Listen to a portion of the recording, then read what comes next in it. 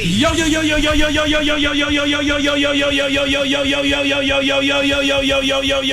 Yo. Charlamagne the God. Peace to the planet. It's Friday. Yes, it's Friday. Good morning. The weekend is here. Oh, man. Beautiful Friday, man. You know, all week long we've had guest hosts. You know, we've had Nene Leakes Monday and Tuesday. That's right. Ebony K. Williams Wednesday and Thursday. Mm-hmm. And today it's just us. It's just us. It's just us. Well, we got a bunch of guests stopping through. Bromance in the morning. No, that's not true. Bromance in the morning. If you want sausage with your breakfast, we got the sausage for you here right now because it's a sausage party. Well, we got other sausages joining us this morning. Turkey sausage, Henry's pork. Yo, you stupid. I am pork, though. I got D.L. Hughley. He'll be joining us this morning. More sausage. Let's go. D.L. Hughley. Listen, somebody's listening right now like, I told you they on the D.L. DL. No, man. D.L. Hughley's going to be here. That's right. Also, Jason Wilson will be joining us. Man, Jason Wilson, man. First of all, let's be clear. I love D.L. Hughley and I love Jason Wilson. Those are two black men that I truly love, value, and appreciate. Jason Williams is the author of two books, Battle Cry and Cry Like a Man. He's got a great film on ESPN right now, executive produced by Lawrence Fishburne, called The Cave of Armadillo. I feel like I'm pronouncing it wrong. I probably am, but The Cave of Armadillo. Sounds about right. But he'll get the pronunciation right when he comes here. And you weren't here last time, Jason. I wasn't here last time. No. His clips of that interview that we did with him before go super viral all the time. Remember when Kevin Gates was here and Kevin Gates was talking about? Yep. He read the book Cry Like a Man. Yeah, I remember. Yep. Yeah, man. So Jason, well, I seen his clips when I seen him. I guess at his class, he was teaching the kid about breaking the board, and the kid couldn't break the board, so he was guiding him through it. Yeah. And I remember that going viral. So he'll be here with us this morning, man. So a lot of sausage this morning, baby. It's a sausage party. Yes, and also director Mo McRae will be joining us. He actually directed the episode when I was in East New York, so he's a director. So we'll be talking to him as well. My guy Mo, more sausage, more sausage. You get a sausage. You get a sausage. You get a sausage. Oh my goodness! All right, and also we got to shout out to Nyla Simone. Nyla, she's going to be joining us. She's finally some fish. I don't know what Nyla identify as, so don't say that. You're right. You know what? Let me not disrespect Nyla. It might be fish. We don't know. Let me not disrespect Nyla. Maybe not Nyla. Well, I don't know. You're right. She calls herself the pretty little boy. Does she? Yeah. The pretty little boy or pretty tomboy? Oh, yeah, it's the pretty tomboy. You My idiot. fault. My fault. Well, we're going to start a segment called Pass the Aux, where we're going to be passing her the auxiliary cord, and she's going to be telling us, putting us on the new music that's coming out. It could be artists that's out already or some new artists. She's going to be putting us on to some of the new music that's heading on. She's a young, fresh DJ. You know, you probably seen her on my late night talk show, Hell of a Week. You know, you hear her on Power 105.1 in New York. You know, she got playlists out there and stuff. I can't even call them mixtapes no more. They playlists. That's so right. she'll be up here telling us what's on her playlist this morning. All right. Well, let's get the show cracking. Get it off your chest. 800-585-1051. Call us up right now. You need to get it off your chest. It's The Breakfast Club. Good morning. This is your time to get it off your chest. Keep calling. 800-585-1051. We want to hear from you on The Breakfast Club. Hello, who's this? Hello. Hey, what's your name, bro? Yo, this is your boy Cap from Huntsville, Alabama. Cap from Huntsville. What up, brother? What's up, man? How y'all feeling this morning? Good, man. I had a good time. I had a great time when I was out there for my car show. What up, though? Yeah, man. I know, man. They're going to take the rocket down here. But anyway, I just called to, wish y'all a good day, man. I hope y'all have a blessed week. And Charlamagne, send me a hat in the book, man. I'm gonna send you a Black Effect hat right now. I'm gonna put you on hold. Eddie, get his email. Hold on, all right? A bunch of them. Yeah, appreciate that, man. All right, brother. Bye. Hello, who's this? Hope Bellamy. Hope Bellamy. What's up, Hope Bellamy? Get it off your chest, brother. What's up? I'm calling from Ocoee, Florida. If you're familiar with Ocoee, the Ocoee massacre, where they killed all these black people back in the day for voting. Well, the good thing about it is that I'm an ex-felon. Mm-hmm. I got my rights restored to vote. Mm-hmm. And I also turned around, and now I'm running for office here in Ocoee. All right. I'm running for Ocoee. And it's hard to get our people out to vote. The Democrats outnumber the Republicans in the city, but we're not getting out and voting. I am cross-board against, I'm with everybody, every side, people in general. But just getting the numbers out to vote here, it's been a huge deficit. Even getting funding, I'm grassroots and everything, and I'm doing good. I'm definitely the best candidate for it because I had both sides of the table. I did 12 years in prison. Now I'm on this side. Well, 15 years of community work from local level to national level. So my history, my background, it meshes with the population of Kobe now. We're not the Kobe of the old. We're moving forward, but it's just hard getting our people to understand how important it is to get out and vote for me to move forward. Okay. Well, how can people find out more what you're running on? Your Instagram, social media, website, whatever. Your campaign, baby. My website is my website is Hope, HOPE. My last name is Bellamy, BELLAMY. It's the word for, FOR, the letter D, 1 .com. So it's Hope Bellamy 4D1. Okay, brother. Good luck. Yeah, tell him you and the Hope stand for helping other people elevate. That's my drug, my high, my addiction. I like that. All right, brother. Good campaign slogan. Hello, who's this? Yo, what up? It's T out the 803. What's up from Metro, 803? what's happening? Get it off your chest, bro. Ain't that. It's my first time getting through this year, and I'm still calling about the books y'all owe me for last year. God damn They it. still ain't sending you a book? Eddie! Man, yeah. Couple times. Y'all just put me on hold, maybe listen to a whole bunch of infomercials. Well, listen, in our defense, we were moving last year. That's right. So it was a lot going on. Yeah. You know what I mean? So I'm going to get that to you. And I'm going to get you a Black Effect hat too, brother. Hold on. Get it off your chest. 800-585-1051. If you need to vent, hit us up now. It's The Breakfast Club. Good morning. The Breakfast Club.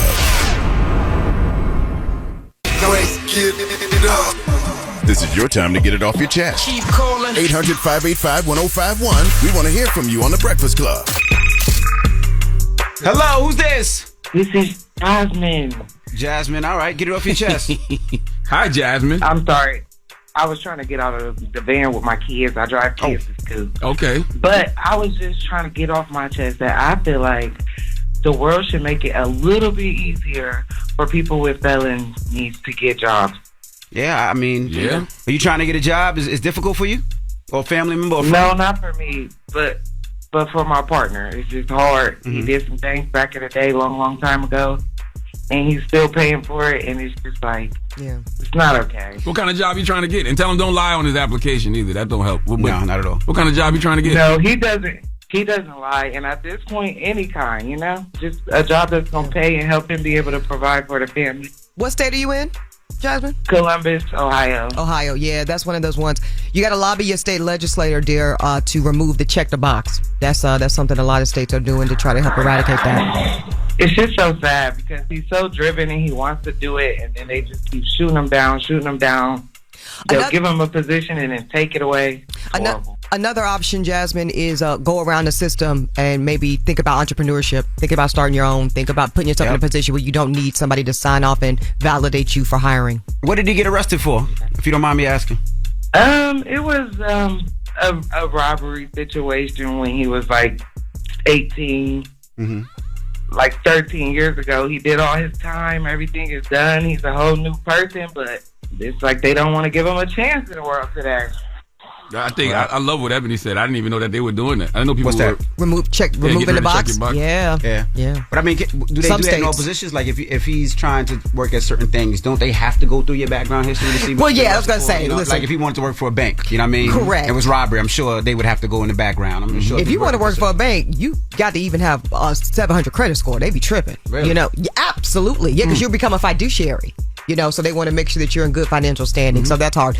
But yeah, certain states are removing that box for that reason. So, and what's the process of actually wiping your record? you're talking about an expunge. So that's an expungement. Yes. And can you expunge felony charges? Or no? Yeah.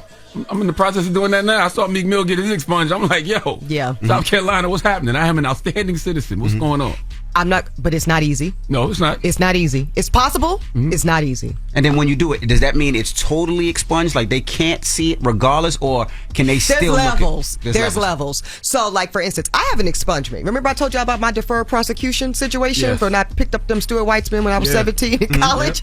So that was expunged. Ebony was boosting, y'all. She's Yeah, boosting. I'm a Ebony's a thug, y'all.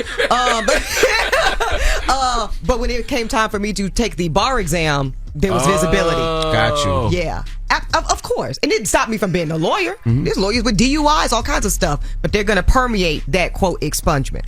All right.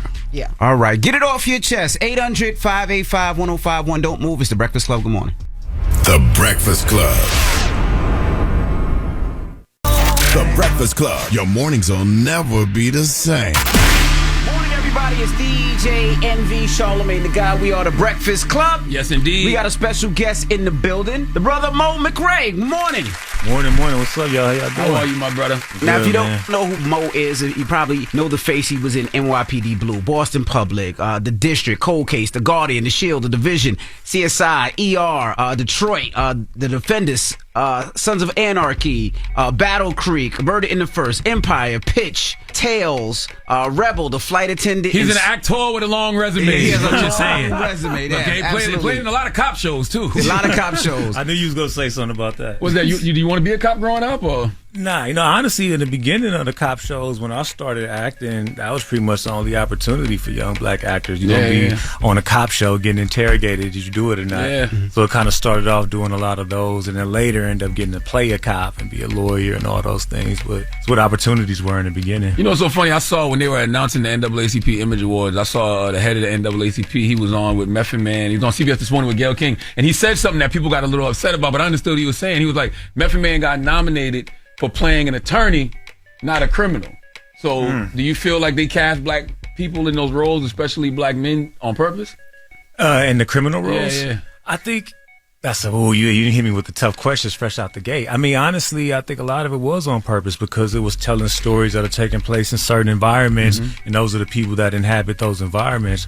And I also feel like it was important, like when Method is playing those type of roles, or we just seeing us depicted in other lights and other things. I remember my grandmother, it got to a point where I was doing all that stuff, those type of roles, and she said, baby, you smart, you so intelligent, you funny, you all these things. Let's see some of that too. Wow. And when she said that to me, it really made me pump the brakes on it. It was something I saw Chadwick had picked up on really early. He's spoken a lot about that, where he had to have a little bit more integrity in his work and be an understanding of what these depictions and what this representation actually is. So, With those bills, though. Yeah, I was gonna say, how bills difficult is that? Because you got bills, and those. It seems like those are far and few.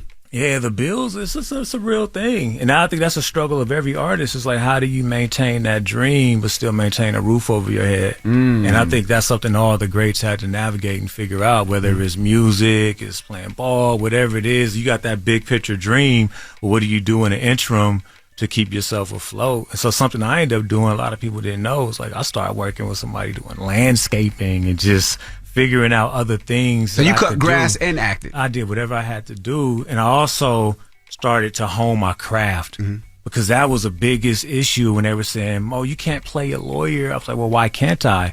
It was like your diction.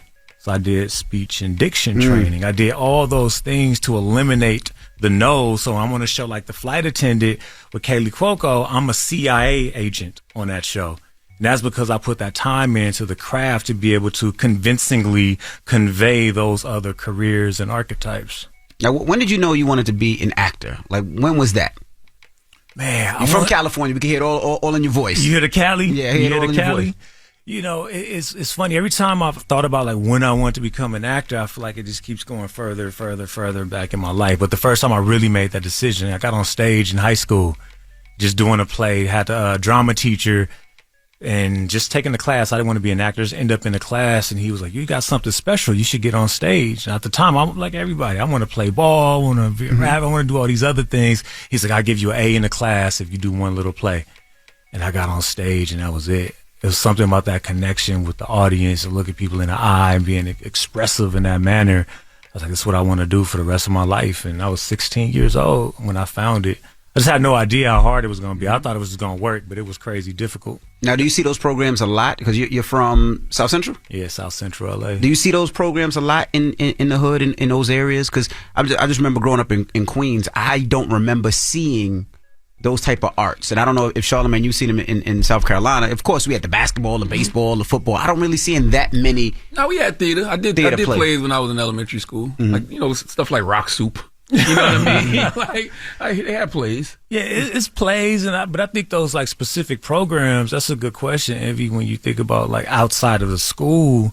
Like, I didn't find any exposure to other arts when I was coming up. Like, my mom did a good job of making sure my brother and my sister, we would go to the museum sometimes, but in terms of like programs that I think that were really going to add intrinsic value to us outside of like the norm. That didn't exist when I was coming up. That's why I'm so happy I've been looking into like what LeBron is doing with his school. I think it's a really powerful thing because he's trying to give these at-risk and these challenged youth opportunities to be exposed to more dynamic things that could really lead to fundamental growth, because I didn't have that really when I was growing up. Now, you said your grandmother encouraged you to, do better roles, right? And you're writing and directing a lot of nothing. Yes. So is this one of them ones when you were writing this, did you have grandma in mind? I had everybody in mind, man. When I wrote this feast, this A Lot of Nothing, this film, it's super autobiographical in a lot of ways. I just pulled from my life, like, and researching and thinking about all the greats in art. No matter what the discipline is, the greatest thing you could do is pull from what you know. So it's inspired by me, my first love, my close friends, my brother, and all the things that are happening in the world, like all these injustices and these travesties. And so it was like, okay, how can I make a story with the things that I know and that we all experiencing that could still be funny and dangerous and thrilling? And that's what the movie is. So I was thinking about everybody when I wrote the film. What made you get behind the camera? For people that don't know, I was in East New York, and you actually Let's go, Envy. Let's go. People know you on East New York. He trying to be humble. They might not recognize him. He got a nose job since. Being on CBS made him get a nose job. No, that's true. That's not true. Stop it. But you actually directed that episode. And for people that don't know, it wasn't like at first they called and said, if I want this, I would have to try out for the part. And I had to do it in front of you and the executives. Yes. So what made you first want to get behind the camera? And then I want you to tell people about how good you were. My audition. Yeah. Well, first of all, shout out to my man Harry who connected us, man. Like, which is an important thing in this whole process too, is relationships and cultivating good relationships out of reciprocity of value, of looking out for people that look out for you. But I wanted to get behind the camera because I'm an artist. I'm not just an actor. I do photography. I write. I want to learn to draw one day, tell stories. And so I realized that just focusing on acting, I was kind of putting myself in a box. It's not anybody else was putting me in a box. I was putting myself in a box. I was limiting the scope of what I could do and how I could tell stories. And I was fascinated with it all. So I started studying, shadowing all the great directors I was able to work with, going to YouTube University, spending tons of my own money as an actor that I was making to buy cameras and to make short films because I wanted to tell stories. I wanted to give people the thing that like Spike Lee, John Singleton, the Coen brothers, Steven Spielberg, the thing that those directors gave to me, those experiences, I wanted to give to other people. So I made my first film, started making all those shorts and doing East New York right now. Well, how did you get East New York? Because, and did anybody know East New York was going to be so big? Because, it's a show that people genuinely love. Man, the show, I don't think you ever really know how big something is going to be. I end up getting East New York because, oddly enough, this is how investing in yourself pays off. A Lot of Nothing, this feature film that I have coming out, it started as a short film. And I spent like 40 G's on this short film at a time when I didn't really have the bread, but and people were like, why are you spending so much money? Because I need to show my vision. Because everybody always saying they want to do stuff. It's like, Mo, stick to what you do. And I'm like, I want to direct. They're like, stick to what you do. So then I showed them the vision. They were like, oh, this is special. So the executive producer on East New York, Mike Robin, he saw my short film like 5 years ago, something like that. He saw that short film. And so he had me direct a television show for him a couple years ago. And I crushed it. Show called All Rise. And then when East New York came around, as soon as it got green lit, he was like, Mo, I need you to come and do this show. And so from him seeing my short film, and then what I did on this other show is what led him to calling me and giving me the opportunity to not only direct, but produce East New York. All right, we have more with Mo McRae. When we come back, it's The Breakfast Club. Good morning. The Breakfast Club. Morning, everybody. It's DJ Envy, Charlamagne the Guy. We are The Breakfast Club. We're still kicking it with Mo McRae. He's director of CBS's East New York. He did, I think, a bunch of episodes. One of them I'm actually in, and he's in a host of series. Now, for when they called for East New York, they said that at first you were looking for somebody else to play the role, DJ Authentic. Yes. And then I guess you decided to give me a shot. So what was that process? I never knew. They just told me to tell you why I wanted to give you a shot. But the role said Dominican 45. They did not say that. Go ahead. No, you know what it was? Like a big thing about me in art is authenticity, right? And so you have this show that's set in New York, and it's tapping into the culture, like the zeitgeist of people that want to see what's happening in New York right now. So we're talking to my guy, Harry O. It was just like, who are those people that represent that are who's real? Who's the DJ that could be a snitch? Yo, shut up, man. Who's the DJ in New York that potentially could be a Shut up, snitch? Who could bring that? Who could bring that energy? Who's that person that people gonna see and be like, that's dope? But also, it has to be somebody that's gonna take it serious, which is why we had to do the read. And I'm gonna talk about some real stuff right here, where a lot of people get opportunities to do things, but they bring too much ego to the party. They're pretense. They come with all that, so they're not willing to respect this. So those people, you big in this world over here, you get an invitation to come over here and do something else, and you show up like, nah, I'm not gonna do this. I'm me. And what was amazing about Envy, about you, bro, is you came in with so much humility and reverence for what's happening in the film and TV world, and was like, okay, whatever the process is, I respect it, and you did the work. You had your lines memorized, you had a point of view, you had a perspective, and as soon as I saw that, I'm like, oh, you're my guy. Wait till next year. Next year, he got a nose job now. Nah, you can't call him no more. No, but that was the most difficult part, was the humility. Right, because I've been doing this for a long time. I've been DJing for a long time. I've been snitching for a long time. I know how to snitch in New York. So when somebody, I know how to snitch.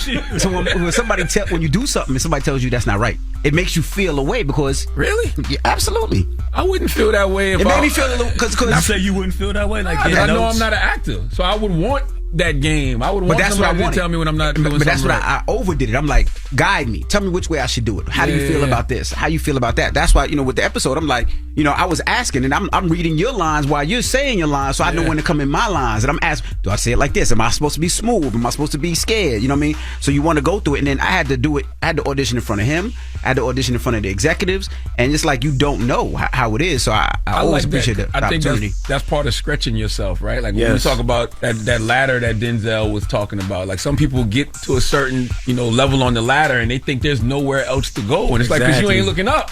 Exactly. I mean? They get fat on that position, so they can't go up. And when you get that much weight on you high, what happens? Gravity kicks in, and you're gonna come down. That's so right. I think you gotta constantly be challenging yourself, because oftentimes I was talking to somebody about this recently, like people talk about the culture just do this for the culture, and I find myself right now wondering, are we really challenging the culture? Are we stretching the culture? Are we like, even something like the whole snitching thing, right? Like, why is snitching so bad?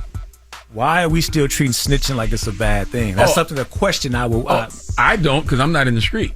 I could care less who's an informant or not. You know what I mean? But I also look at it as there is crime prevention. I think the code is, if you're in the street and you're doing dirt, and you're doing dirt with somebody, and y'all did it together, and then you snitch to save yourself, and that person goes down, I can understand that if you live that life. But for people who are just want to keep the community safe, I don't have a problem with that. Yeah, call the police. Call the police, please. If you don't, I will. Yeah, exactly. Do what you need to do, and then also challenge the systems that create such like lack and desperation, where people are committing crimes to eat. Like, let's look at that. Don't talk about stop snitching. Let's stop the systems that create all this lack and what's a real desperation. snitch to me? A real snitch to me is the person who told on Nat Turner.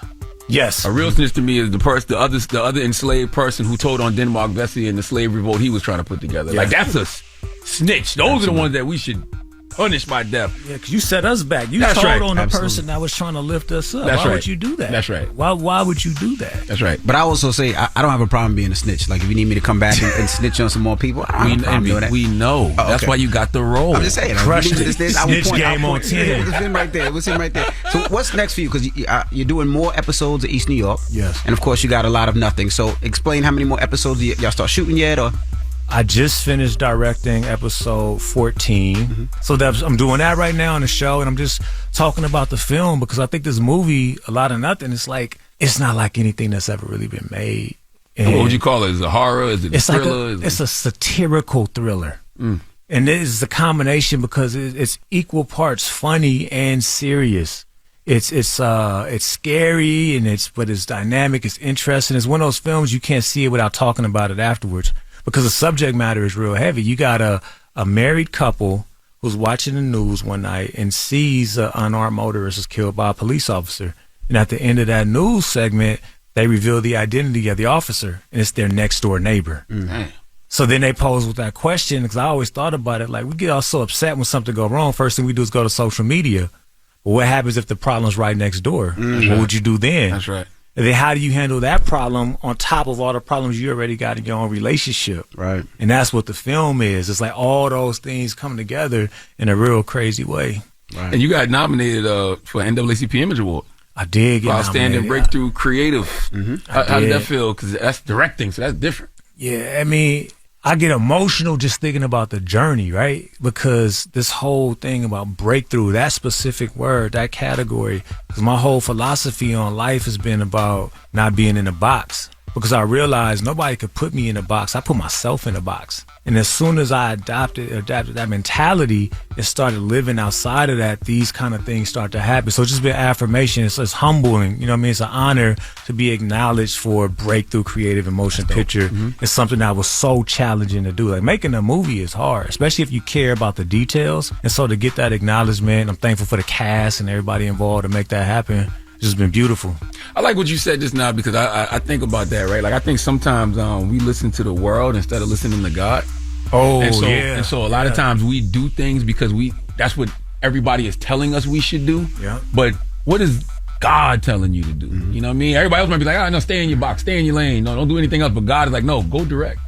And that thing, like, and God speaks to me a lot through my wife. You got a black wife? Yeah. Just gotta make sure, brother. Why you acting like that? What happened if you said no? Yeah. What do you say after that? just gotta If you make said no. sure. If you said no, what do you say after that? Thanks for seeing you, Mo. Thank you for a lot of nothing is out now. Jesus Thank you. Christ. That's a whole crazy thing. Well, but yeah, my wife is black. She's beautiful. She a movie star. She's in my movie. Yep. Like Scott Davis. Shout out to my wife. You had to pay her? Yeah, I had to do that. You had to pay us? No, but Union minimum or no, minimum man. scale? Just pay love. You know, we got a little arrangement. I won't sag to find out nothing like that. Yeah, I'll take care of you, baby. Don't worry, I got it. There you have it. Well, we appreciate you for joining us. And where can they check out A Lot of Nothing? Are we in theaters? So we New York, LA, all the big cities. We're going to be everywhere showing up. But yeah, it's in theaters. It's going to be on demand as well. So if you don't want to go see it in the theater, which I advise you to do because it's a movie you want to see on a big screen. Just the filmmaking is incredible in terms of like everybody that came together. Like I got geniuses that came and donated and gave love to help make this movie. So it's theaters on demand, and East New York is on CBS 9:30 and all that. Let us know how to Sunday night. Let us know how to get a theater for A Lot of Nothing. Let us know and we'll get a theater. Do a screening. Yep. Yo, Oh, definitely, for sure. that mean a lot. 100%. Bro. Maybe Sunday night. Okay. Yeah, Let's Sunday do it. night Let us know, opening please. weekend. I'll Yeah, be back. absolutely. Let's do it. I appreciate that. No, for done. real. Let's do it. All right. Well, it's Mo McRae. Mo, look, she did it. I'm acting. If you need me, she did it. What's up? Oh man! Hey, before I get out of here, let me let y'all know what y'all are doing is so important and meaningful, man. And I know it's a lot of laughs and jokes, but what y'all create and what you guys provide here is so important because so many people would not be acknowledged and recognized if not for y'all doing man, what you do in the way that you do it. So it's an honor for me to be here, and it's all love. I appreciate it. Thank you, brother. Thank you, brother. Well, it's the Breakfast Club. Yes. It's Mo. Let's go. The Breakfast Club. Your mornings will never be the same. Looking to turn a small bet into a big payday? With DraftKings Sportsbook same-game parlays, you can pocket more cash when you combine multiple bets from one game. Download the app, sign up with code ENVY, that's ENVY, and get a special offer. Restrictions apply. See DraftKings.com/sportsbook for details. Morning, everybody. It's DJ NV, Charlamagne the Guy. We are the Breakfast Club. Shout out to everybody out in Dallas. I actually got to head to Dallas later on today. They said the weather's disgusting in Dallas. I think they got like 3-4 inches of snow. Yo, and they pretty much shut the city down. Let me tell you something about 3-4 inches of snow in the D. Listen. Let me tell you something. What? When 3-4 inches of snow hit the D, shut down. You know what I mean? But it's like that in the South because the South isn't equipped. Yeah, they for said there's snow. no plows, there's That's no right. salt, there's nothing that's really bad out You know there. the reverse of that up here? Hurricanes. Because Hurricane Sandy, it was like a little punk, to us in South Carolina, a little punk-ass tropical storm. Correct. Shut the city down of New York. So snow to the south is what hurricanes are to up north. I got you. 3 to 4 inches, man. It may not seem like much. To you. To anybody. To you. Well, let me know you up northers. Y'all used to get more inches, right? At least 7. At least 7. God, that's what I'm talking about, envy. That's why you are who you are. Yo, shut now up, tell man. them how to make it in this business. DL Hughley will be joining us next, man. We're going to kick it with DL Hughley. So don't move. I hate this guy, man. It's Friday. Freaky Friday. Oh, man. It's the Breakfast Club. Good morning. The Breakfast Club. Morning, everybody. It's DJ NV, Charlamagne the Guy. We are the Breakfast Club. We got a special guest in the building. Yes, indeed. The brother DL Hughley. Welcome. What's up? I like y'all furniture. Tell when somebody get it, oh man, they get ready to company, all the good stuff come out. It is. Well, y'all late, we gonna have to call y'all the brunch club. I was wondering about that. Before you walked in, I said, man, I know DL time. Man, that Daily Show will take something out of you. Man, I'm not used to being that disciplined, having to read stuff and practice. I'm like, Is oh, it wow. read and practice? No, you had to get a South African to do that before. I'm like, oh no. Are you writing your own stuff, or you got to write a lot of it. A lot of it. I mean, like the stuff, some of the stuff that because I wanted to do the Daily Show because there was so much happening from a communal standpoint, from a culture standpoint, and I never felt like anybody who had actually seen some of the things that were happening was kind of guiding us through the experience. And then, of course, the minute I do the show, then we have Tyree Nichols. Yeah, of course. So tough week to start with that. It one, was, man. It was, but it's so familiar. Yeah, it's so like I'll be 59 next month, and I've been watching black people die since I was 2, in the same way. And it's always the craziest thing. And this is the first time I've ever seen somebody from the Oval Office go to the funeral of somebody slain by the police. I don't respect it. And I'm going to tell you why I don't respect it. There's no way I could be anybody from the White House, whether you're Vice President Kamala Harris or President Biden, and sit up in them people's face and no, I'm not doing everything I can to make things like the George Floyd Policing Act pass. Like, what do you tell the family when the family says, what are y'all going to do? You just said it. They've been killing us forever. Yeah. Like, what do you do? Well, that means that America, here's the thing. America doesn't think there's anything wrong. They just don't. They don't think there's anything wrong. Every time something happens, the first thing people do is rush to tell me how not all policemen are like that. That's the first thing. Invariably, somebody's going to have that conversation.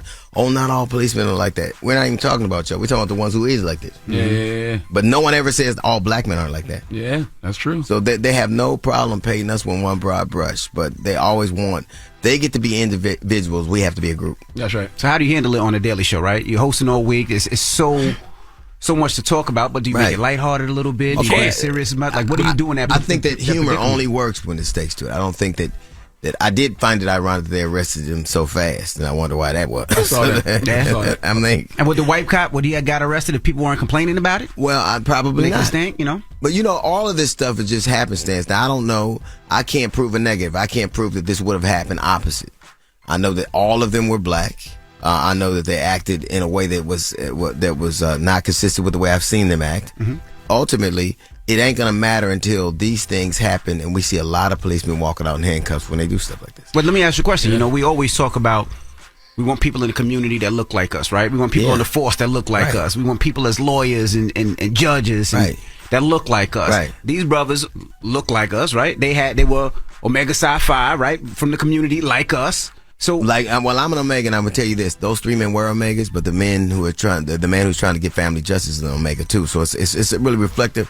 Clarence Thomas looked like us, but I think that the predicate is we can have disagreements, but one of the things I take umbrage with is that you can have a political disagreement or philosophical, but on the other side, the predicate is they hate us. They got to say they can't just disagree with you. Got to tell you how you're wrong and how you're bad. Like Jason Whitlock, some of the stuff he says, that's self-hate. How do you shape your mouth to say something with a black woman? Like they always find a way to make us more insidious. And I think we can have disagreements, right? But why is the predicate hate? Then you got to despise us in order for them to accept you. That's why people say it's not about race in this situation. It's about the system. No, it's about race. Yeah, because this country does not value black bodies. Right. Regardless. At all. And they've done such a good job of not valuing black bodies that some of us don't value ourselves either. Of course not. So that's why those 5 cops can do that to a brother like that. They would not do that to a white man. Well, until we see it. I've never seen it. I ain't never seen it. I've never seen it. Word. The thing about it, we have so little respect. I'm not in that group. I respect black people live, and I hope that everybody in this room does. But there are people those men weren't purple and gold for Omega. They weren't black before they were anything. They were black. They were blue that day, and they did with their cameras on, and they didn't try to get that man aid. Those men were 300 pounds, and if that's elite, who the was not? Like, if that's the elite, and they were young men. How did you get to be on the force that's little time and get that kind of assignment? Unless your assignment is to be brutal to black people. I almost feel like they did it before because it's certain things you see, like, even if I'm gonna beat something, I'm gonna leave my camera on. Yeah. You know what I mean? Like, I just don't care, or I never got in trouble for it before. Why would you? This what the Scorpion unit. This is what we're supposed to do. We wreck and shop. You can't even blame it. And you're right, Charlamagne. It is about the system that has created this thing. Like, and every time I turn around, somebody's telling us how hard the police got it. Like, Barack Obama went to the funeral of 5 slain police officers. It is politically dangerous to go to a funeral of a dead black kid. I watched Kamala Harris. I think it was the George Floyd thing. I watched her go to a gay pride parade and a float went by, but she wouldn't go to. Like, I'm serious. like he was a dude with a rainbow thong on a float going by, but going to a black funeral was too. Like, that's right. So I think that there is a way that we are seeing, even in death, we look politically dangerous to people. Like, how is it dangerous if this is wrong? And we all say it's wrong, right? Then we all say, but I'm gonna send you flowers, or I'll put you in the booth when I'm giving a State of the Union address. But I'm not going to come to the funeral and cry with you. All these things is divine providence and all these things. So I'm hoping that this is indicative of what is to come. The one thing that hurts my feelings is every time I turn around when a young black man or a young black woman is killed, the mothers and parents and families rush to humanize them. They got to show them skateboarding. That's right. They got to, and they always, no, he's not like you think. He's not like the other ones. There's always this. He don't got no tattoos on his face. He ain't never killed nobody. They always have to rush to humanize them. But they have to, because I feel like the police department does it the other way, and the press does it the other way. Absolutely. You know, he got arrested when he was 5 for doing this. Like, that's what they do. Have you ever noticed? No, this is just statistically true. For a profession, police officers have a higher rate of drug abuse, domestic violence, alcohol abuse. But I get tested when I do something wrong at work. The who shot, I know his drug. Like, that's because we don't want to know things. They get, after there's an incident, many times because of you, and they get 30, they get 2 weeks to 3 weeks to 4 weeks off before they have to answer questions. If my wife busted me with another broad and you gave me 4 weeks to come up with something, I'd be all right. Hold on a minute. So they set it up so that these things can continue to happen. When I see Tim Scott when we can't even say that it's wrong to choke a nigga to death, what's the conversation about? Like the chokehold, we can't even ban the chokehold. Of course, if you're fighting for your life, all bets is off. I don't care. Bite you, I'm choke you, whatever. But as a matter of policy, we can't say that choking people, that putting your arm and cutting off their air supply is something we shouldn't do. I agree with you, man. Listen, man, I think one of the most interesting things that has ever happened in this country is the fact that psychologically they have convinced people that black folks are the problem, that black folks are dangerous. Out of all the heinous stuff you done seen white people do throughout the world, historically, they scared of us? Yeah. How? And when it comes to the police, y'all got the gun, y'all got the batons, y'all got the pepper spray, y'all got everything. Why are y'all afraid? But you're supposed to teach my children. I'm supposed to teach my children how to treat you as a pro, and you're the pro. But we live in a country right now where pretty much unanimously they voted for Juneteenth, but they're against teaching slavery, right? Which is crazy because Juneteenth. I don't want my children learning about slavery in school, which is stupid because school is out the first week of June. Juneteenth is the 19th of June. So if your children learn about slavery, they in summer school and they ain't gonna make it no damn way. Like Juneteenth, if you got to go to school in the summer, you a dumbass dude. So and Juneteenth is a federal holiday. That means more white people off on Juneteenth than us. Yeah. I think on Juneteenth, white people should have to work that day for free. All day. For free. Where are my kids? I'm selling them because that's what slavery day. That's what you do. All right, we got more with D.L. Hughley. When we come back, it's the Breakfast Club. Good morning. Good morning, everybody. It's DJ NV, Charlamagne the Guy. We are the Breakfast Club. We got a special guest in the building. Yes, indeed. The brother D.L. Hughley. Welcome. What's up? Now I ran into you at the White House. Yeah. What are your thoughts on Joe Biden and the job he's doing right now? Listen. I've never seen anybody, and I had this conversation with Charlamagne with a limited number of seats in the House and the Senate at that time pass such legislation. I've never seen it happen. And you could talk about whether you like him or don't like him, but Barack Obama had a supermajority and couldn't get a lot of this stuff done. So I think he had the political courage to do it, though. That's what I'm saying. I defy you at a time in history, and even people on the right will say this, that somebody took that menial amount of numbers and had such significant legislation. It's never happened. So I think those years and years and years of being a senator taught him that. But I think the thing that people have to understand is that we're in a fight to convince people that we are human. Human. How is it that you don't want me to learn? Like, enslaved people at one point couldn't learn. It was illegal for them to learn. Now, in many places, it's illegal to learn about enslaved people. The only reason you don't want history taught is because you plan on repeating it. This is a fight for us to exist. And I think that people who are in the middle, politics is tools. A gun is a tool. It depends on whose hands it in and what they're using it for.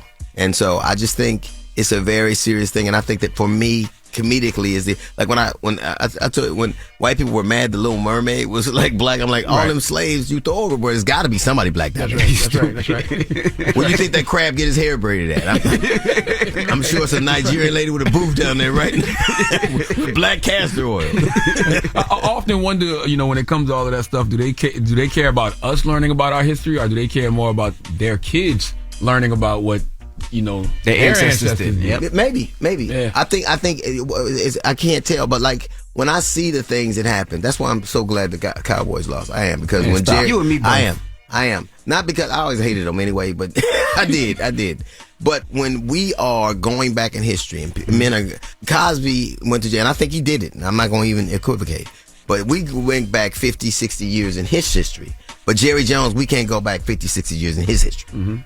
He's held liable for the things he did back then. And so we have to have a consistent way of doing things. If Ray Rice, he physically assaulted his wife, but Dana White beat his wife, and he get a show called Power Slap. So maybe that wasn't even an ass whooping. Maybe that was just a promo. I don't know, but you can't tell me that we look these things in the face and nobody says anything. And I just wonder why we can see things are obviously different for you depending on where you come from, what your experiences are, and we pretend like we don't know those things exist. And that's why, for me, I be feeling like it's a slippery slope, right? Because it's like, damn, y'all go back and do that to Jerry Jones. You know who's going to get the brunt of that? Yeah. Us. Yeah. When they start doing that, they start going all the way back to elementary But they already school. do. That's what They already do. Yeah, you're right. They already do. You're right. When they can't, so when you get killed a couple of times. When a black person gets killed, they kill his memory, they kill everything he did right, they kill his family. That's right. They have to kill him. That's right. A coward. They say a coward dies 1,000 deaths. A black man dies 2,000,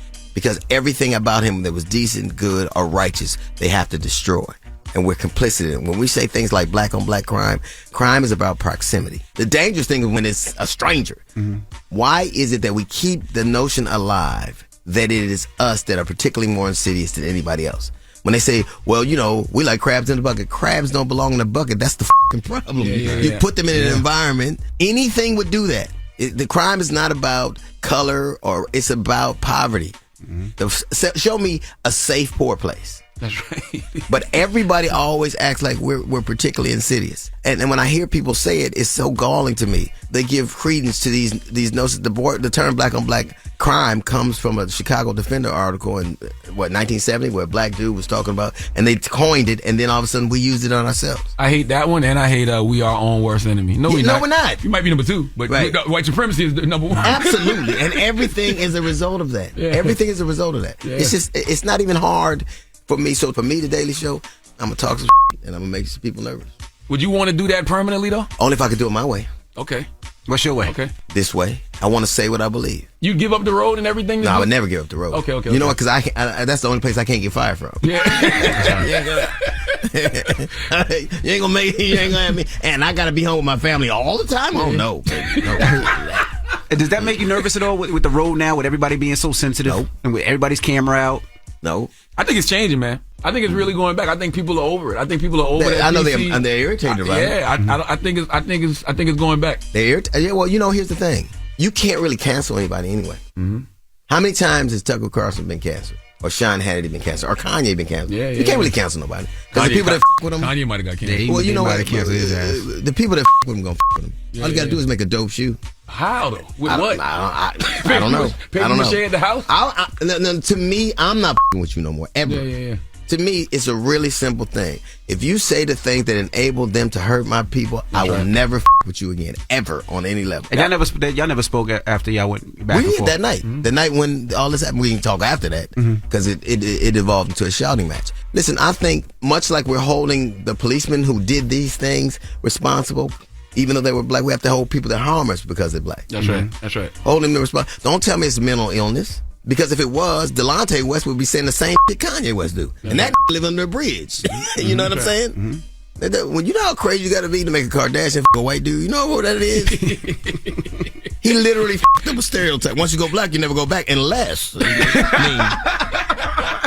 I mean, unless you go west. You can say the most harmful shit ever. That Hitler, all of you humanize Hitler, and you forget you have black children, and you're dating a woman from the Caucasus Mountains. But it isn't what he says; it's what he literally emboldens them. Now they're using the words he say to hurt people that look like me or you. What bothered me the most about that situation, regardless how you feel about Jewish people, if you black, man, what about the stuff he said about Rosa Parks? What about the stuff he said about Malcolm X? What come on, bro? Like, what he said about George Floyd?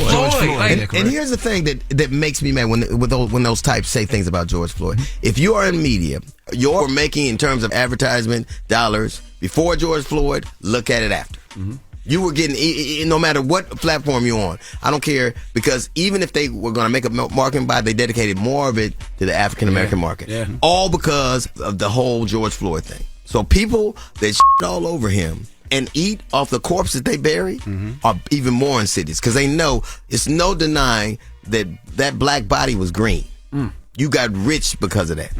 If you're giving money out to platforms, you got to make sure X amount of it is conservative platforms too, if they black. So stop telling me he made people make way more money than they were making. Didn't you get advertised you never got before? I know I did. Not just advertising, businesses. Exactly. Like Exactly. Well, they needed black alliances, so they hired more. So from that black body being slain like that, you had a financial windfall, and you all over him. You forever, forever. I mean that from the bottom of my heart. It's a real thing for me.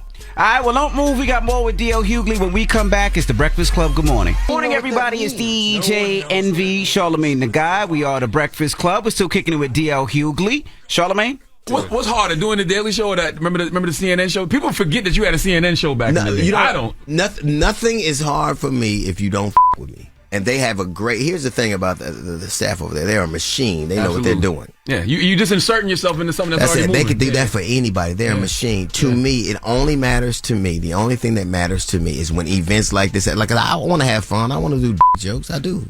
But when events like this happen, I want. You want to do jokes? Yeah, I do. I want to have fun and hang out. I do. But great job. But there needs to be somebody. His experience aren't necessarily, and I feel entitled to speak about these because I've seen it. I've been through it, and I just want whoever they get. You got to be able to be ambidextrous. I can bat right or left. We can be light or we can be heavy. But when things like this happen, do you know that 68% of Americans have their political views shaped by satire, which is comedy? Absolutely. So why would I? Yeah, why would I not? When a moments like this, these moments aren't just vainglorious. Comedy is a reflection. We're showing people things when it's done right, and when it's done. And I just want whoever does it. And all these guys are very talented, but they speak about things from 20,000 feet up. I want somebody who's been in the trenches and seen what happened. Do you ever get tired? Because if you follow DL, you post everything that's going on in the community, and a lot of it sometimes is depressing. And I'm like. Damn, do you ever get tired? Do you have to take a mental break sometimes? No, because you know what's funny? My wife don't like to talk to me. My kids be like, I'll call people 5 o'clock in the morning. Hey, guess what? Guess what happened? When you and I commend you for even talking about having to take a mental break. But for me, it is irresponsible to know a thing, to believe a thing, and to not say a thing. I don't think I can stop myself if I try. That's what I'm saying. So to me, it's irresponsible. But I do feel like all the DMs you get. Did you know the story? It's like I was telling Ben Crump, I was like, this is like that kid on 6th Sense. I see dead people all the time. Like nobody ever tells me good. And you feel like you got to speak for people, right? Like even somebody like Ben Crump. Like Ben Crump gets a lot of flack, but I'm like, well, who else is doing the work? Yeah, you know what I'm saying? It ain't Ben's fault. It ain't Ben's fault that he's the black lawyer to go to for everybody. Why don't people stop? You know, it's funny. Bakari Sellers has stepped up a lot too. Though. Yeah, and I think what's funny to me is like I should be proud in theory that 2 black men were running for the Senate in Georgia.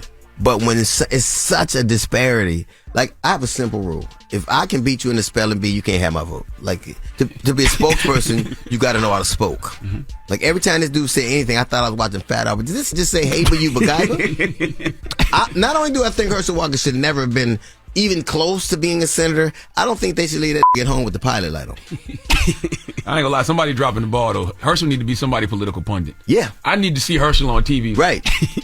Talking during the right. week. I'm not even joking. Like, why has Fox not put him on yet? Because here's the thing: they would never hire him for their company or let him date their daughter. But he was okay. Never. He would never be the spokesperson for their company or a member of their family. Mm-hmm. But I don't even blame Herschel, because from the moment he showed any level of aptitude, he was taken away from black people. He was given deferential treatment. This dude could beat up white women. You see that? He could actually beat white women. And he ain't even Dana White. This dude could beat white women, and nobody and everybody know it and still vote for him. Whatever he did transcended the race. So if I had that experience, of course I would think that it didn't exist. Well, I would say it transcends race until it doesn't. Ask OJ. You know what I'm saying? But Herschel went from the sticks to white women. I'm telling you. This dude ain't never, Never. They didn't even get mad at everything you said about it. Literally, if we're talking, Donald Trump is everything they hate about black people, but they love him. Mm-hmm. Everything.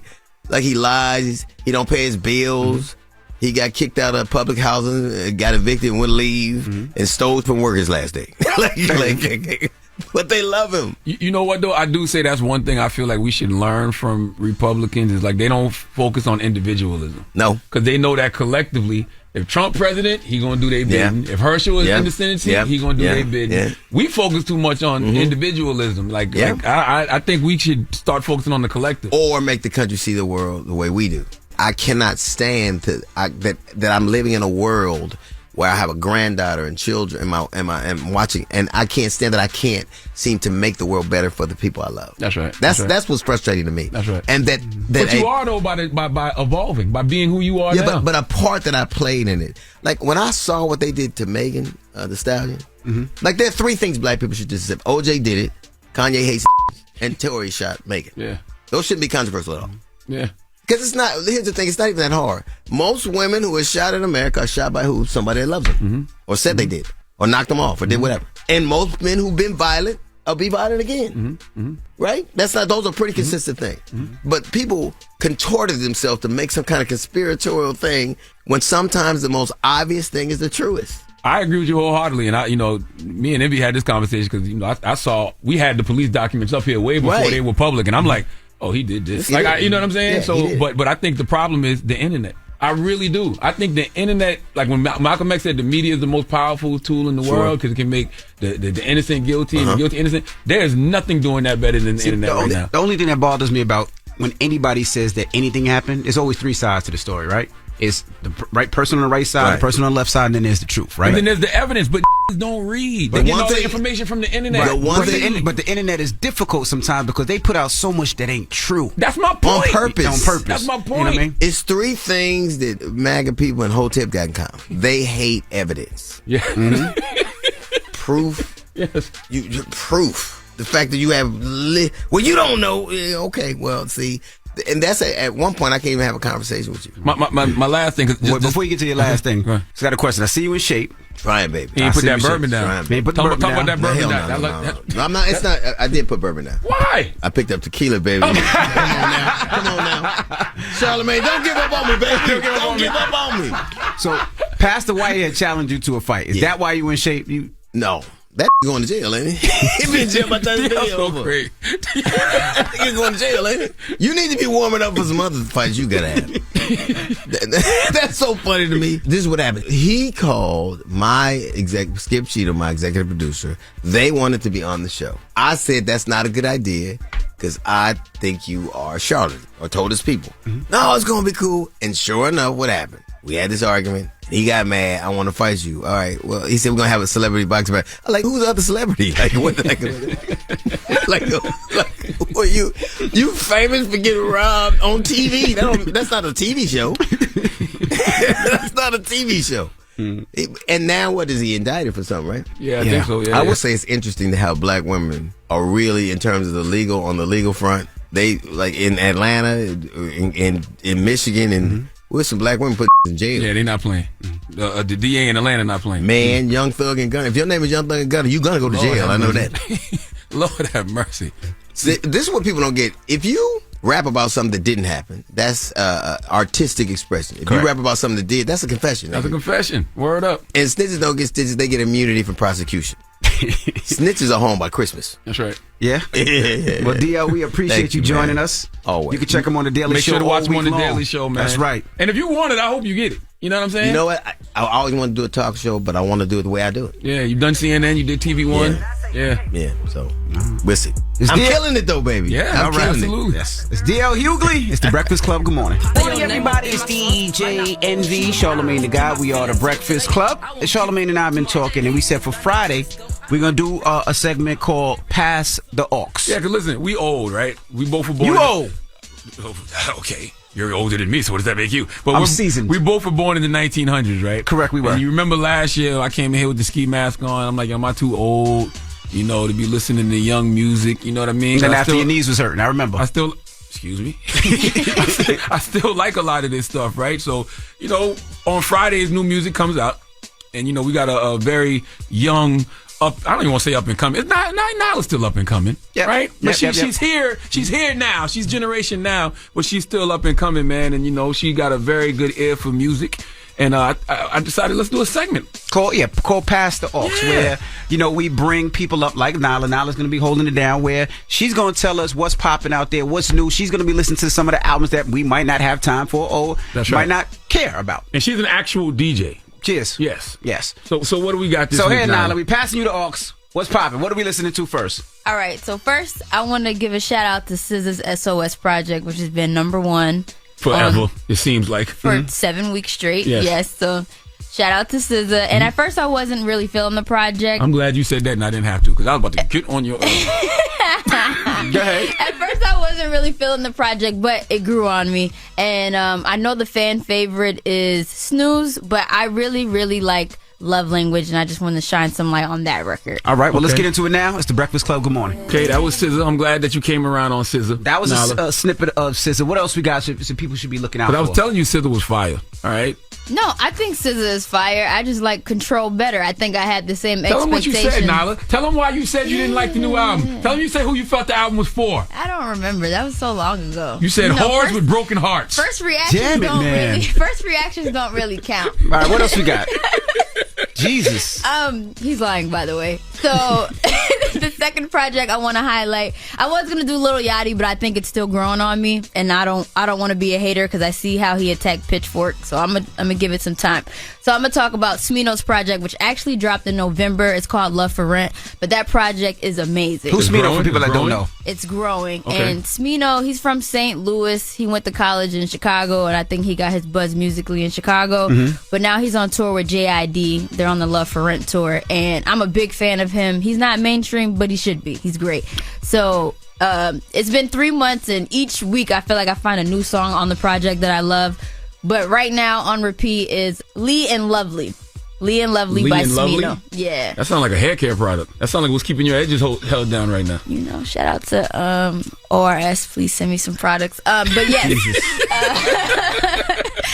Let's get into it. Here's Smino, Lee, and Lovely off of Love for Rent. All right. Well, Nyla's still here. This is Pass the Aux. This is something that we're going to be doing Fridays, usually in the 9 o'clock hour, I guess, but this is Black History Month, so we have Black History Moments, so we're doing it right now during the Rumor Report. Yeah, so we got SZA, Smino. So Nyla's here with holding with passing the aux. And so what's next? That was Smino, right? That was Smino. He's from St. Louis. He's from St. Louis, and I'm going to keep it south. So I did like a new music submission and allow artists to just send me music from all over. I wouldn't do that. I wouldn't do that. You're going to get a lot of trash, but go ahead. Man, hours. I've so far. She said hours of trash. Hours of trash. I'm 4 hours in. I still haven't got through the list, but I want to get into it. Here's Jehovah with Poppin'. All right. That was Pass the Aux. Yeah, Nyla, we to my guy appreciate you. Jehovah, man. From South Carolina, from the Met, 803. I think he's from the Met. Now give me your Instagram and all that stuff, Nyla. Make sure you guys follow me on the gram at NYLASYMONEEE. And if you guys are in New York City, February 10th, I'm having a party Friday at Mr. Purple. It's a funk. Are you doing party shout outs right now, Nyla? I am. Yes, she is. Take advantage, Nyla. Take advantage. It's Black History I ain't Month. mad. It's Black History Month. Where's it going to be at? Mr. Purple, it's an LES, so pull up if you guys can. If you like funk and you like hip hop, like 90s hip hop, it's the vibe. And that's Lower like East Side for everybody out playlist. there that's listening. If All right. If you like her playlist, you can hear that live. That's right. Yeah. All right, when we come back, Charlamagne's giving somebody donkey today, so don't move. It's the Breakfast Club. Good morning. The Breakfast Club. Your mornings will never be the same. In the new Peacock original Poker Face, Natasha Lyonne stars as Charlie Cale, an ordinary Joe with extraordinary ability to tell when someone is lying. Stream the 10-part Mystery of the Week series from Knives Out writer director Ryan Johnson now, with new episodes every Thursday only on Peacock. It's time for Donkey of the Day. Donkeys of the Day, ask Charlamagne. I'm a Democrat, so being Donkey of the Day is a little bit of a mixed blessing. So like a donkey. Yeehaw. Okay. Donkey of the Day. The Breakfast Club, bitches. Now, I've been called a lot in my 23 years, but Donkey of the Day is a new one. Donkey of the Day for Friday, February 3rd goes to Turning Point USA at Clemson University. Drop one of Clues bombs for the upstate of South Carolina. 864, what's happening? For the record, I love my entire state of South Carolina, but I represent the low country, 843 all day, and the 803, the Metro, home of the South Carolina Gamecocks. Drop one of Clues bombs for the South Carolina Gamecocks. I can't even let the words Clemson come out of my mouth without saluting the garnet and black of the South Carolina Gamecocks, okay? That's my wife's alma mater, by the way. Now that we got that out the way, let's handle business, all right? It is indeed the third day of Black History Month, and I've been waiting for the foolishness that surrounds any celebration of blackness to begin, especially when you have Ron DeSantis bullying the College Board into stripping down its AP curriculum for African American studies, and when you have conservative-led states and school districts banning so-called critical race theory. Yes, 30% of educators in red states have limited discussions of Black history. So in a minute, they gonna get rid of this month altogether. Oh, it's coming, baby. Black History Month gonna be Black History Week by 2024 and Black History Day by 2025. I can see it now. It's already the shortest month of the year, and if someone like DeSantis gets in that White House in 2024, you can kiss Black History Month goodbye. Trust and believe, all right? It's already the shortest month of the year, and the reason they put it right before March is because they know that's all black people gonna do in regards to the injustice we face in this country. That's what happens. We learn about what's happening with us and to us, and then we march. The history of who we are and marching go hand in hand. Okay, it's not a coincidence. March is the month after Black History. Now stay woke. Matter of fact, go get a nap. Okay, I'll be joining you shortly because I'm tired. All right, I'm tired of us being the most unserious country on the planet. All right, we just out here, bro. Okay, everybody just doing things. Okay, there is absolutely no thought going into nothing everybody is doing. Okay, it feels like they just trying to get into the It feels like everybody's just trying to get into the rock and roll Hall of Fame. Okay, nothing feels real. Everything feels like one long, terrible SNL sketch, and you know SNL be having some long, terrible sketches, and today's no exception, because Turning Point USA at Clemson, a couple of days ago, actually on the first day of Black History Month, decided to have a bake sale. Not just any kind of bake sale, though.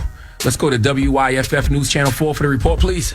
Only on 4, an affirmative action bake sale at Clemson University today left a number of students upset. Carol Nigel, Turning Point USA at Clemson says it held the event in opposition of affirmative action. In photos sent to WYFF News 4, it shows a poster with prices for the cookies varying based on a person's race. The comments on the organization's Instagram post called the poster racist, disturbing, and bringing up that it was put up on the first day of Black History Month.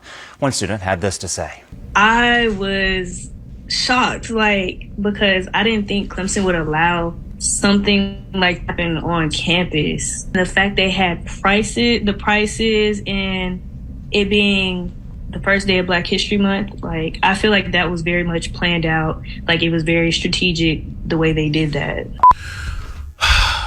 An affirmative action bake sale.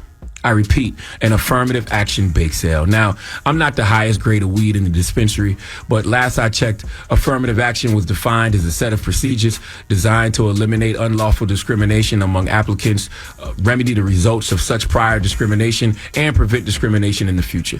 All of that is great.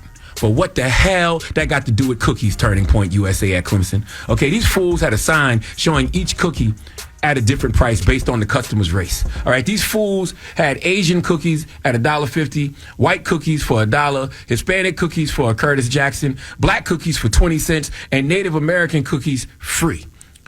I'm just glad they didn't do theme cookies. Like, this could have been way worse. They just had regular cookies like chocolate chip, oatmeal raisin, peanut butter, but they could have jumped out the window and had fortune cookies for Asians.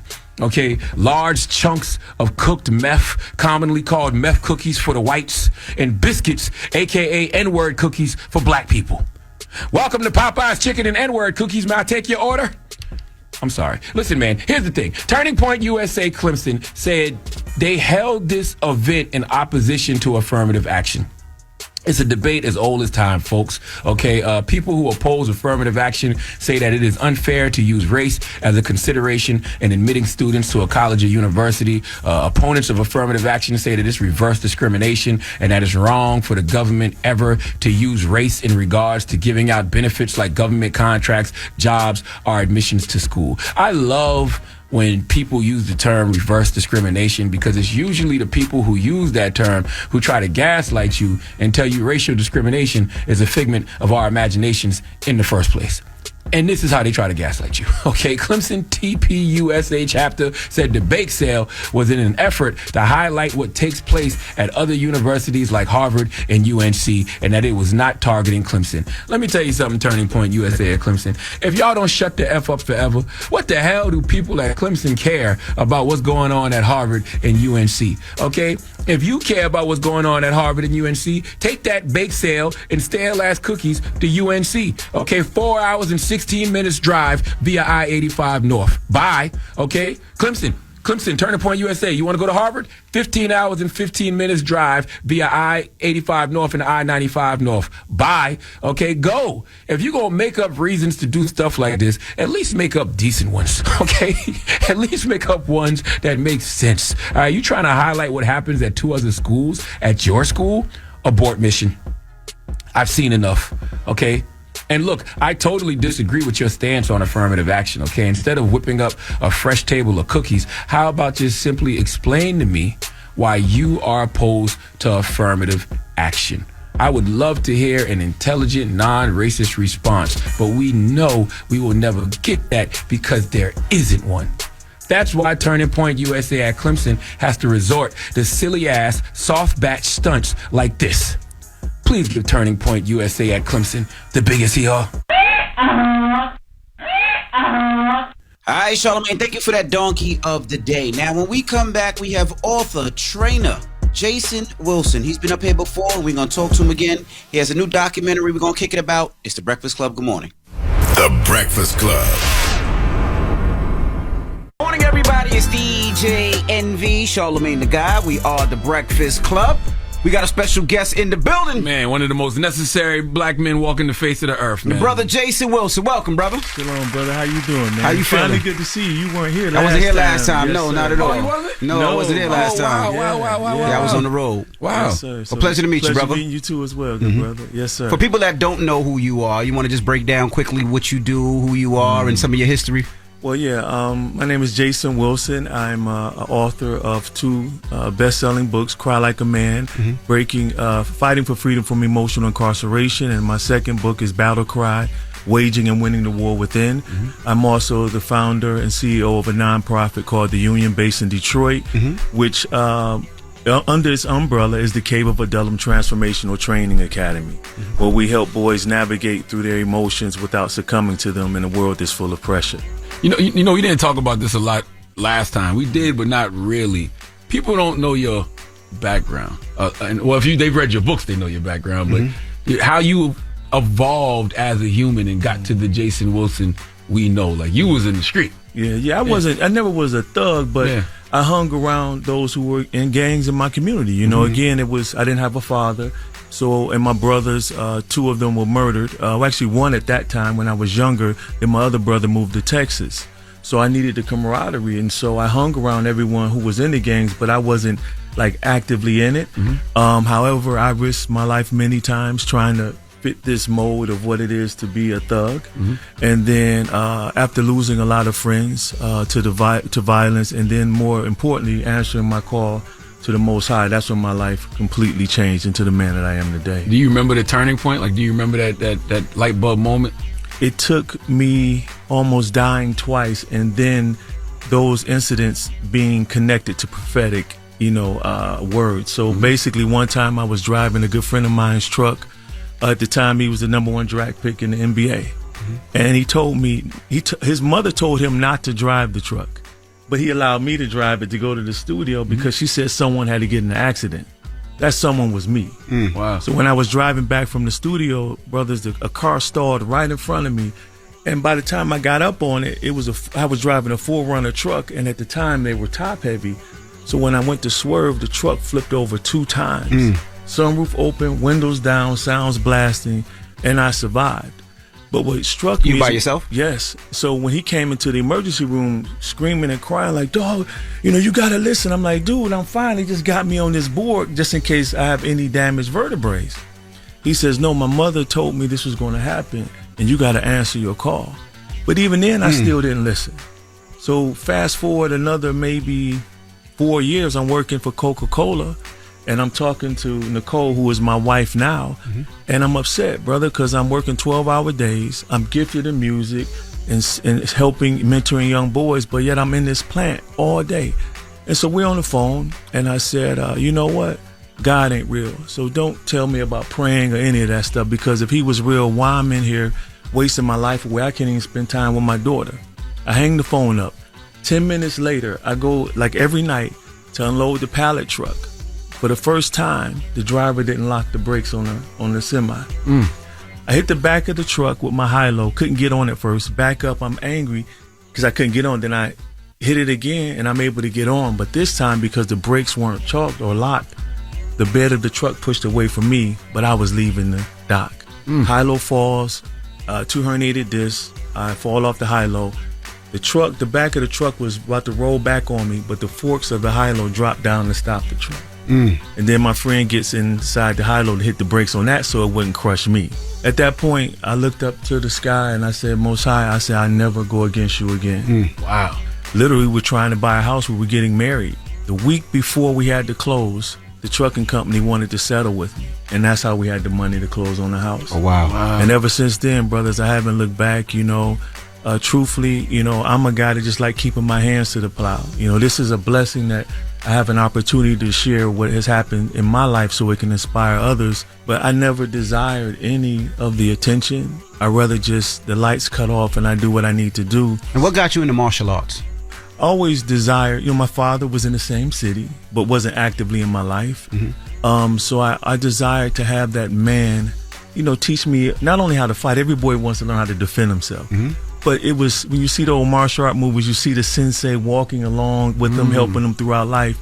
And I yearned for that. And I didn't have it. Even when I first started martial arts in my backyard, I didn't have a teacher.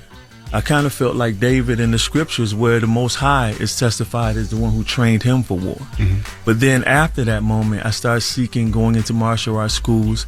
And the challenge of facing your fears, facing your anxieties, your insecurities. In sports, you can kind of hide from it. In martial arts, when a punch coming at you, a kick, an elbow, or someone's trying to choke you or take your back, like in jiu-jitsu, you got to be able to stay calm enough to be able to counter all of that. And so that journey just never stopped. Even now as a man, I still have what we call a moment on the mat. We even have fathers who will want to train in the cave, and they'll break down crying because a certain technique or training take them back to a moment in their childhood where it's painful. It's interesting, right? Because, when I hear you tell your story, or I think about stories of evolution like, Malcolm X, or I think about anything that we've even been through, it feels like this generation of kids aren't getting the opportunity to make the same mistakes. Well, big shout out to Orange, New Jersey. We was just there yesterday. Superintendent Abdul Salim Hassan, he was reading my book, Battle Cry. This brother is so active in the community, man. He has father groups. One of the main things, the theme we were talking about, is that the boys didn't feel like they had enough grace to make a mistake. That's right. And so when a boy fears failure, he tries to play it safe. And as we know, the safe route for me, you know, my ultimatum, if I couldn't have made it in music, because I also was a music producer, I was going to sell drugs with my brother. Okay, because that was the quick way out. I can get money. He's a millionaire established in the street, so I can make it happen. But to do things that's hard, like start a nonprofit, serve the community, be able to bless all my other friends with employment. My brother Ron Lee Jr. here has been with me my 22 years. And so it was the boys. One young man I never forgot, he started showing his emotions, because it's hard to get boys to express themselves in a culture that tells us that crying is weak for men. And I said, you know, where's your father? And that's when everything started pouring out of him. And I always get to my knees to make sure they know I'm all in for what you're talking about, and I welcome your tears. It was trial and error, learning, and he's not there. And the next thing you know, the other boys start opening up. And so in the cave, what we do, the first thing you learn when you come to the cave of Adullam is how to fall. So we teach you judo, but the life principle is, if you know how to fall correctly, you can get back up no matter how hard someone throws you. All right, well, don't move. We got more with Jason Wilson when we come back. It's the Breakfast Club. Good morning. Good morning, everybody. It's DJ Envy, Charlamagne the Guy. We are the Breakfast Club. We're still kicking it with Jason Wilson. Now, you talk about the cave. For people that don't know what that is, The they're cave just tuned in. Adullam, yes. The Cave of Adullam. Yeah. Explain to people what that is. There's also a new film, but for people that are just tuning in, we're talking to Jason Wilson, and they might not know. They hear you talk of the cave, or somebody wanted to join the cave. So to break down what that is, because somebody might be confused right now. So the Cave of Adullam historically is where David ran for his life. David in the Bible, who fought Goliath and became the king of Israel. He ran to the Cave of Adullam, which is a cave in the city of Adullam. And the story goes that 400 men who were distressed, discontented, and in debt came to him, and he became their captain. And what's beautiful about that history is that the way these men came into that cave, they didn't leave that way. When they left, they were called mighty men of valor. So the Cave of Adullam presently is a transformational training academy in Detroit.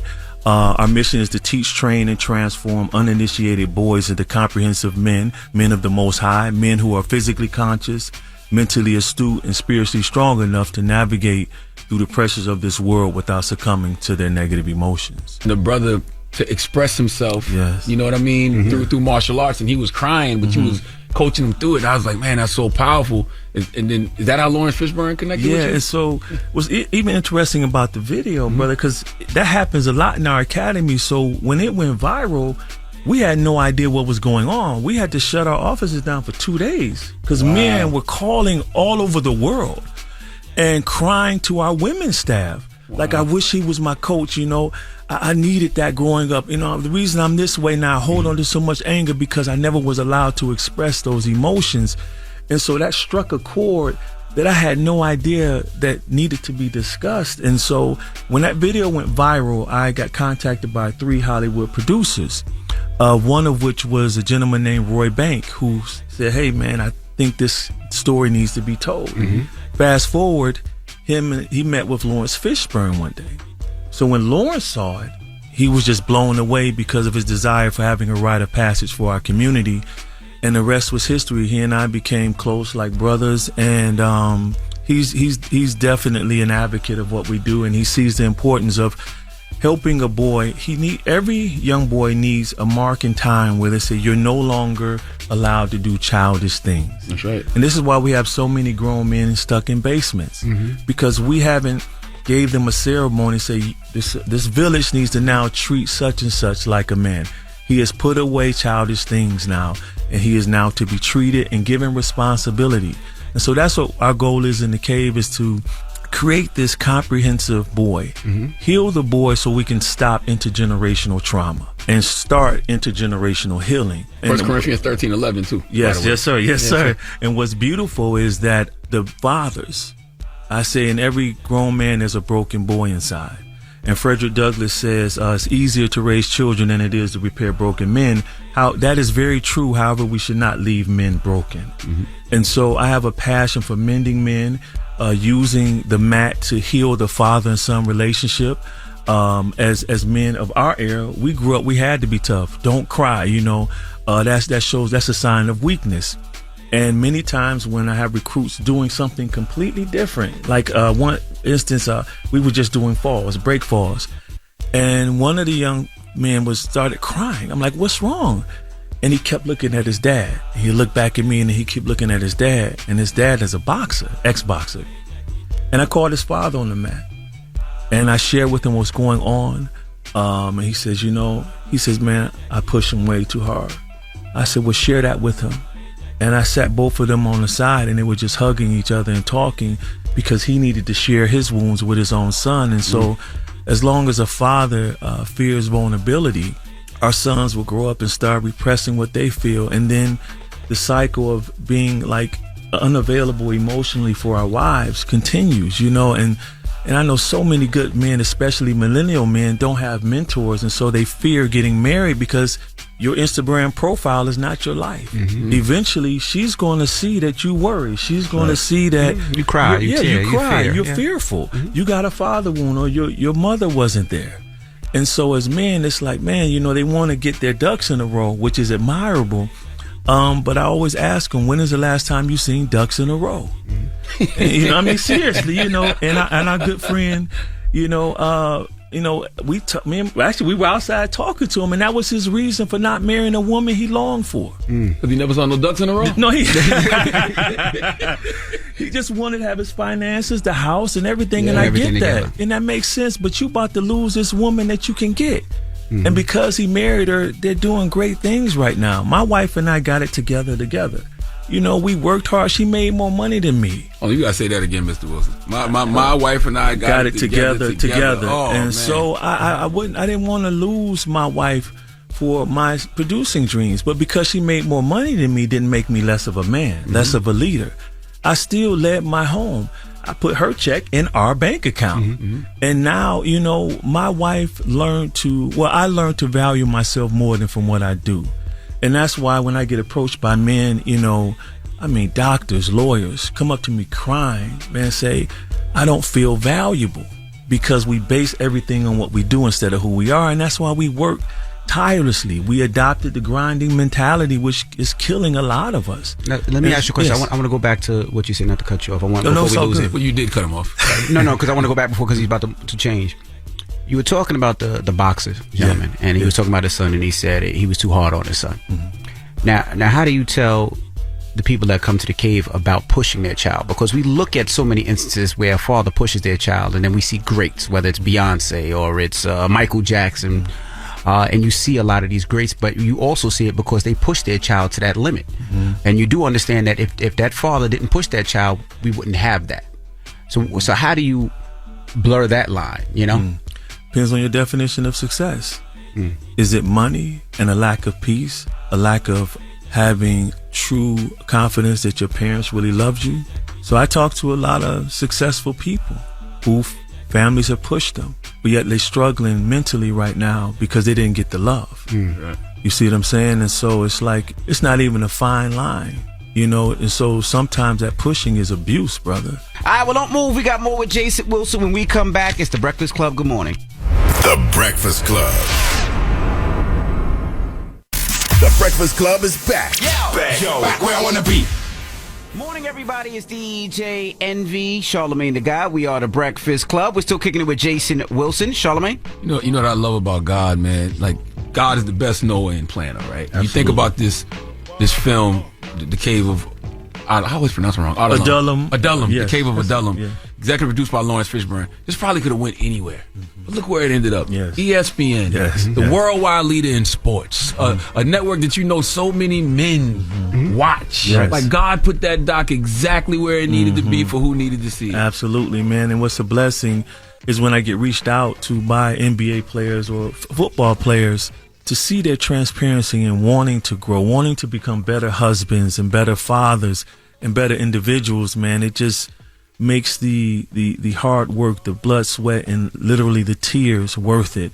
Because, we'll see the cars, the fame, top 75 in history, but yet they're struggling behind the scenes. Right. They're hurting. They want to save their marriage. They want to be more patient. They don't want to yell at their kids because they're running late at school, for school. And so to be able to be a source of encouragement, somewhat like a spiritual father to them all. And then for them to watch the Cave of Adullam documentary and see themselves in one of those boys, and to finally have that healing cry to say, wow, I've been holding on a lot of this pain of how my father would always condemn me when I would make a mistake, or my mother was emotionally checked out because my brother was murdered, and I never really got that nurturing love. And then to get that healing, and then to go back to your father and say, hey, Dad, I forgive you. I love you. Can we start fresh now? Or Mom, I completely understand why you guarded your heart because of the heaviness of the brokenness of you losing my brother and your son. And that's the beauty of the Cave documentary. It showcases that although as a people in our communities we experience a lot of trauma, it doesn't have to be our experience, our entire experience. I want to go back to something you said earlier because, NBA Youngboy just did an interview with Billboard and he expressed the same thing. And I've heard a lot of people express this. I've expressed it myself, just as far as, the content that we may have created as we were growing and evolving. And, you was talking about the music. And I'm like, how much we should give ourselves a lot of grace in regards to the music we used to create or even the content we used to create, because we literally were doing the best with what we had and we were in survival mode. And I'm the type of person, I feel like you got to give people grace when they're doing what they feel like they need to do to survive. Not necessarily. And what I mean, I can use my brother, for example. He sold drugs because he thought that's what he needed to do to survive. As a result, a lot of people lost their lives. So I can't really, celebrate that. Not celebrate that, but once he knew better, he started doing better. No, he didn't. Oh, man. Wow. Yeah. Okay. He died a terrible death, and he didn't do better. And so, again, I didn't come out because I knew I was wrong. I knew I shouldn't have been doing what I was doing with my gift. But it was those two near-death experiences that changed me. Now, I do get what you're saying, have enough grace on yourself to not condemn yourself for some wrong that you've done. Forgive yourself and move forward, but we still have to acknowledge that what we were doing was wrong. I agree. And that's the key. If not, the next generation will keep doing it, and then the next generation. And we came up in what they consider the golden era of hip-hop, and so you look at the covers. I was just sharing this with the young kids yesterday. None of the rappers I loved smiled on the album cover.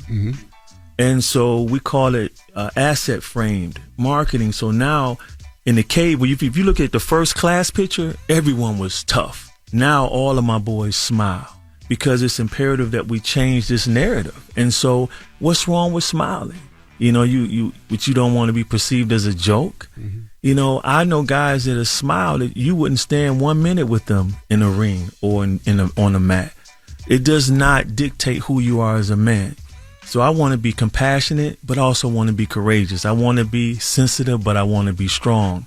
And so that's what I want to model for boys and men, because at the end of the day, none of us want to stay in what I call like lion mode or fight or flight, where you got to be grimming all the time and tough looking over your shoulder. I have to be that way when I have to be, but I want to live in the lamb. I want to be at peace. I want to chill in the green pastures as long as I can.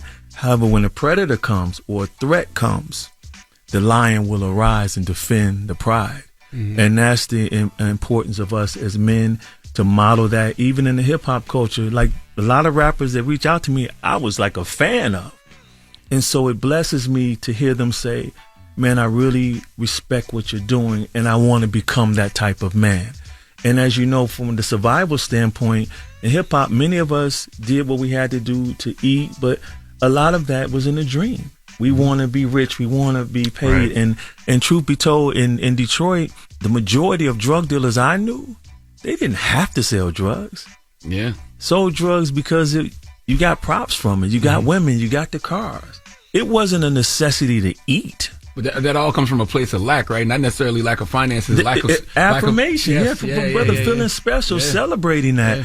And so my brother wasn't starving, but when his friends pulled up in a BMW, he's working at a gas station pumping the gas, and the girl he liked was in the car, and they all laughed at him and pulled off. He vowed that would never happen to him again. And when I say it never happened to him again, it never happened to him again. But unfortunately, he's not here to see his daughter's life. I wonder if we can play that NBA Youngboy clip. Can you play it from the board right now? I'm terrified of people, and I'm very shy. But I never knew why once I walk on the stage, I could get it done. I'm terrified of people. People are cruel. It's like you can't control ourselves, so you never know what someone will do you. I always wanted to be a rapper. It's always my dream. I never had a plan B. You can't be on top forever. You know, I will not be provoked, and I'm not going back to where I used to be. I only get more groovy from here. Wow, you get the pain in that brother's voice. Absolutely.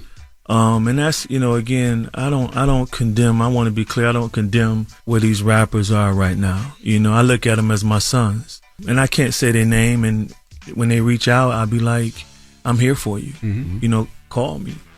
And that's the scariest step for many of them. It's like, man, okay, here's a man who's finally willing to engage in my life, but that fear of taking that first step to healing. Mm-hmm. I had a UFC fighter come visit me. Literally, we talk in one day. I said, well, look, just come see me, man, if it's that heavy. He said, I'm there in the morning, 6 a.m.